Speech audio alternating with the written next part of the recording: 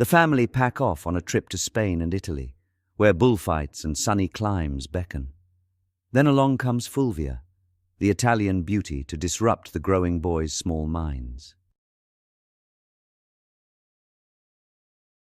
Chapter 7. The Town Bike. Ted's hearse-like car, that blue Lee Francis, was replaced with a new Peugeot 403, the car in which Betty loaded us up for a road trip to Spain. Ted was always too occupied with the army to travel with us, and would arrive like a genie right after we arrived at wherever we were destined. Those pastel holidays, bucket and spade, endless sunshine, rock pools and airplanes dropping parachutes with sweets attached. I loved Spain, until the bullfight. In the center of an arena stood a splendidly attired matador with a groovy waistcoat, matching pants and black socks. He waited while the picador came out and lanced his spear into the bull's back. Tradition has it that this is the first loss of the bull's blood, designed to enrage it. The bull heaved at the horse and tried to gore it, but the armor stopped the horse from getting hurt. While this lovely bull staggered around looking for something to charge, a fellow dressed like a fairy came mincing out and stuck 2 banderillos into the bull's back. The animal was going ballistic by this time, eyes staring. It was panting and could hardly stand up. Then out came the matador and pranced about with a black blanket. The bull repeatedly charged, but the matador just whisked the blanket away as the crowd cheered. By this time, I was crying. Then, in an awful show of cruelty, we were to be treated to the grand finale. He lined his sword up. The bull could hardly stand. The creature staggered forward as the matador thrust his glistening sword into the wound in its back. It stood for a long time in the silence and its own shock.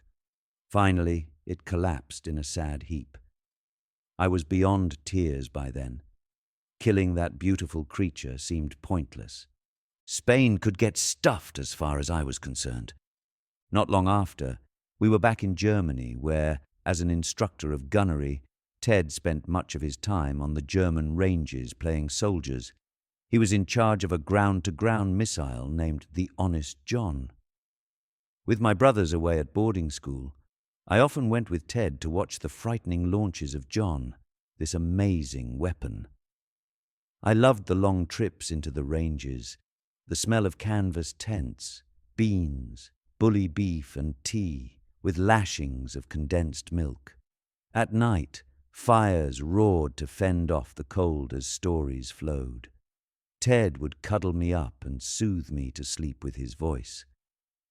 It was years later that Ted recounted one of these stories of a night on those German ranges. In all the years that have passed, Ted's voice remains unchanged, as unaffected as his mental capacity to recall tiny details of his life.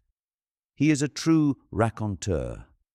At the time, it was a night when a few of the soldiers happened to be lounging around a fire, chatting. Officers weren't generally supposed to mix with the other ranks, but on that night, the laughter and cajoling drew Ted to join in. "It was absolutely fucking freezing," he said. "A night so cold I had to wear my thick parka. These are coats with a fur hood and crotch flap that goes between your legs to button at the front, all snug and secure." As I sat down, they went silent. But I just joined in and they relaxed. After a while I needed to answer the call, he said, puffing on a cigarette, something he loves to do after a hearty meal and a glass of red. So, as my men watched, I went into the woods. He explained that going to do one's business in those circumstances required a carefully sequenced operation. Unbutton the front, remove the flap, push the jacket back, get the pants off, and so on. By the time I'd done all that, I was desperate and just managed to let loose before it was too late. After the business was done, I got the toilet roll from my pocket and, in pitch darkness, cleaned up, he recalled. Then, of course, he had to reverse the entire process of getting his parka back on. "It took ages and my hands were numb," he said. As I returned to the campfire, I was buttoning up the front of my parka. All eyes were on me. I was, after all, the senior officer, and they were a little uncomfortable. I sat down. The final measure, he explained, was to deftly slap the parka hood onto his head by grabbing the lapels and pulling it forward. Without realizing it, I'd shat in my hood, and all this shit, including paper tissue, cascaded down my front. It was a high price to pay, but it brought the house down and bonded officer to subordinates. The new holidays arose from what is now obvious to me, some kind of small legacy inherited from Nana, but I guess it didn't last too long. The following summer, Betty loaded us into the Peugeot and drove us over the Alps to a small seaside town near Trieste in the northeast corner of Italy. Mike was the map reader, hunched in the front seat clutching a torch, directing our progress. Sean and I were in the back, wedged between bags and suitcases, stuffing ourselves with the Dowling standard fare of soggy cakes and bacon and mustard sandwiches. Where was Ted? I think he must have flown down because this time he was there when we arrived. Our holiday home for a month was a villa perched on an Italian hilltop.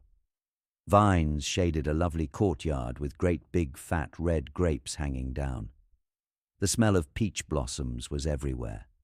The little villa had whitewashed walls and a patch of grass beneath the shade of what I discovered were walnut trees.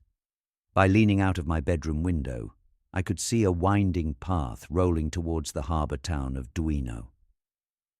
On that first afternoon of our summer holiday, I took my hand line and ran down the path to go fishing. The protected marina was the epitome of old Italy, as I now know so well. I wonder if that first visit sparked something in me to make this country my future home. The sea sparkled in the sun as I looked for the best spot to cast a line. The bait was simple, that white fatty bit you get when pulling the weed from a mussel. As I sat there fishing, the day lazed its way towards dusk.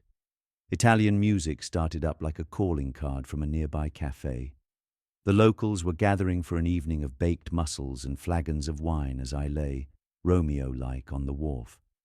Michael sauntered towards me and took a casual interest in my bucket of fish, but his regard seemed to be drawn towards a passing, dark-haired, sultry-looking specimen of the opposite sex dressed in white. Tanned legs with feet displayed in sandals swayed her in the direction of the music, and Michael covertly winked at me. Even at my age, I could appreciate this amazing creature, but Michael's admiration transcended anything I could muster. "The town bike," he whispered to me. She glanced back with a smile from heaven, and Michael followed. Instantly, I dropped my hand line, left my less important bucket of fish, and annoyingly tagged along. For the life of me, I could not fathom why Michael wanted a town bike. As things go, I was deeply in love and edged my way between them. When she smiled down at me, I grinned peevishly. No sooner had we taken a dozen when Sean arrived. Imagine him, tall and skinny, film star handsome with a broad smile. Sean was like a god to me. He pressed between us. Then Michael took his turn and edged us out. I fell behind and took the other side as Sean replaced Michael once again. It was like a game of drafts, all three of us vying for position to gain the attention of the lovely Fulvia. This went on for days. Rummaging through the villas she done mourning, I found an old bicycle. My feet just managed to tiptoe onto the pedals, but the crossbar was something I'd have to watch. I got on and started down the hill, and then I realized the bike had a fixed wheel, and the brakes were the pedal backwards variety required for slowing down. They were spinning like a Catherine wheel, my legs splayed out so there was a fat chance of me stopping. I had lost control, rocketing down that hill at 20 miles per hour. The bike wobbled as the front wheel gained momentum. The back wheel clicked alarmingly, and I remained perched on top, helpless. At the bottom of the hill, I spotted my brothers with Fulvia. I zoomed past and crashed into the rocks. All three of them stood there laughing as I staggered back up the hill with my own broken town bike.